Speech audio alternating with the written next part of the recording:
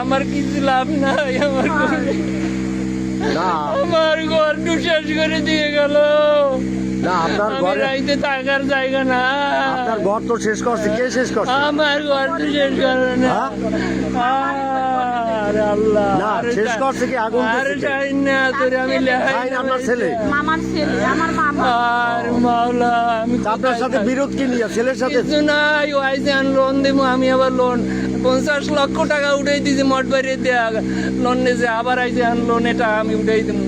তো কাজ করে কি? কোনো কাজ? ও বিদেশে দেয়, ও হুন্ডির ব্যবসা করে এই দেশে, এই করে ও।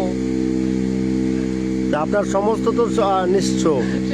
আমার যা ঘরে ছিল মানুষ যাইতে দেয় না, ধান লইয়ে গাড়াই রয়েছে, গ্যাস দিয়ে খুললে এবার আমার গ্যাস জ্বালাইতেছে। আরে আমার আপনার কত লক্ষ টাকার ক্ষতি হয়েছে? আমি জানি না, ও ঘর আমার বাবাই থাকতে উঠেই দিয়ে গেছে। আমার বাবাই থাকতে ওই ঘরের পুতায় মাটি দিয়ে লক্ষ টাকা খরচ হয়েছে, 1 বছর ধান সিদ্ধ করে বানাই। আমার কিচ্ছু নাই, সব আমার ঘরে। বড় বড় সব আর আমার চাউল হলো 3 ড্রাম চাউল করে। আপনি এটা ফেসবুকে দেওয়ার দরকার নেই, একটু অবজার্ভ না অফ যাইতে পারেন না। না অফ দেওয়ার অর্থটা কি? ফেসবুকে দিলে কি আপনার অনেক নাম না হইছে? তোমার একটা ঘটনা, তোমারও তো ঘর, এই ঘরটা তো তোমার। ভিউ হইছে না, আমি আগুন দিছি আমার ঘর, আমি বুঝছি, সমস্যা কি? না তোমার তো অধিকার নাই, তোমার ঘর হইলে তোমার তো অধিকার নাই আগুন দেওয়ার। কে বলছে? তুমি সন্তান জন্ম দিতে পারো, তুমি খুন করার অধিকার তোমার নাই। কে বলছে? তুমি আইন তো আমার শিখাইতে পারো না। তুমি প্রশাসন আছে, এই আইন তুমি আমার কাছে প্রশাসন আছে, প্রশাসন বলছে না, প্রশাসন সব নাই, এরা দেখে। এটা জনগণের আছে, এলাকার জনগণের আছে কিছু এলাকার দায়িত্ব জনগণ করতে। আগে ছিল কোথায়?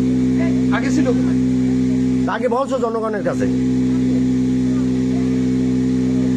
তুমি তো একটা মানে তোমার বাবার বাড়ি বা তোমার নিজের বাড়ি, এটা তো তুমি নিশ্চয় করে দিয়ে মানুষ নিরাশ্রয় করতে পারো না, এটা তো তোমার অধিকার নাই।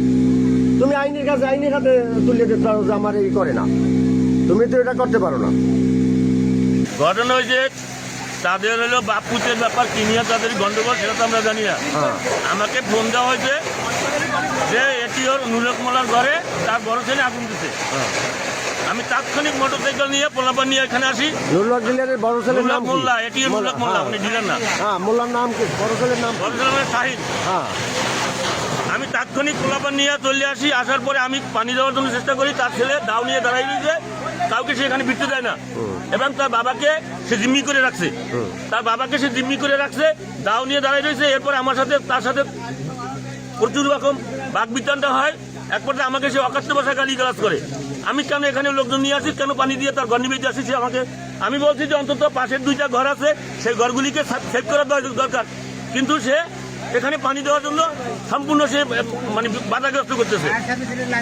ফায়ার সার্ভিসের লাইন দিতে দিতেছেন। এখন ফায়ার সার্ভিস আমাকে বলছে যে আপনি রিস্ক নেন।